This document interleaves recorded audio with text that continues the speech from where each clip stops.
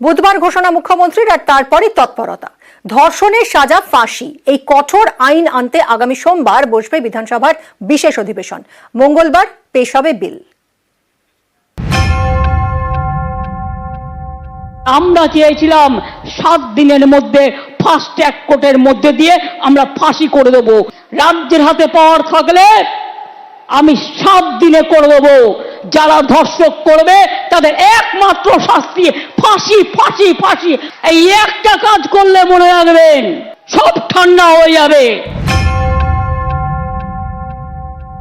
আমি নেক্সট উইকে assembly call করব বিধানসভায় স্পিকারকে বলে, এবং আমরা ওয়েস্ট বেঙ্গল অ্যাসেম্বলি থেকে আগামী 10 দিনের মধ্যে ধর্ষকের ফাঁসি চাই এই বিল আমরা পাশ করে রাজ্যপালের কাছে পাঠাবো। আমি জানি রাজার পট রাজাবাবু কিছু করবে না, না করলে মেয়েরা মনে রাখবেন রাজভবনে গিয়ে বসে থাকবে ঘন্টার পর ঘন্টা। এই বিল সই করতে হবে, রাষ্ট্রপতির কাছে পাঠিয়ে দিয়ে দায়িত্ব সারলে হবে না।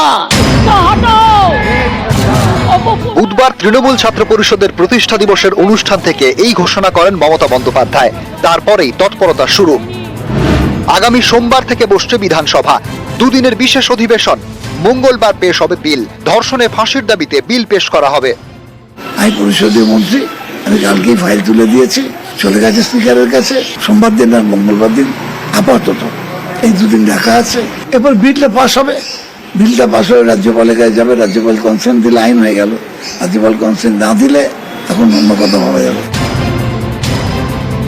বিরোধীরা বলতে শুরু করেছিল বিধানসভায় বিশেষ অধিবেশন ডাকার জন্য রাজ্যপালের অনুমতির প্রয়োজন হবে, কিন্তু পরিষদীয় দপ্তরের দাবি গত 5ই আগস্ট অধিবেশন অনির্দিষ্টকালের জন্য মুলতুবি করা হয়েছিল।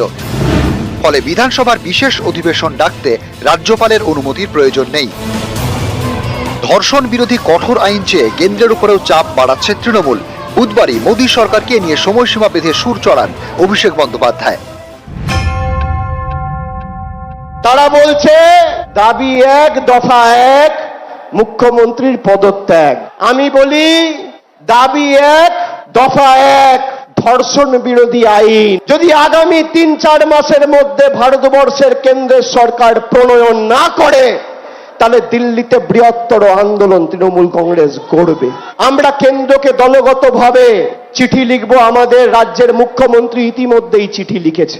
কেন্দ্রের সরকার যদি এই আইন না আনে, তাহলে প্রাইভেট মেম্বার বিলের মাধ্যমে আমি এই আইন মুভ করব দিল্লির সাংসদ। নিউজ 18 বাংলা।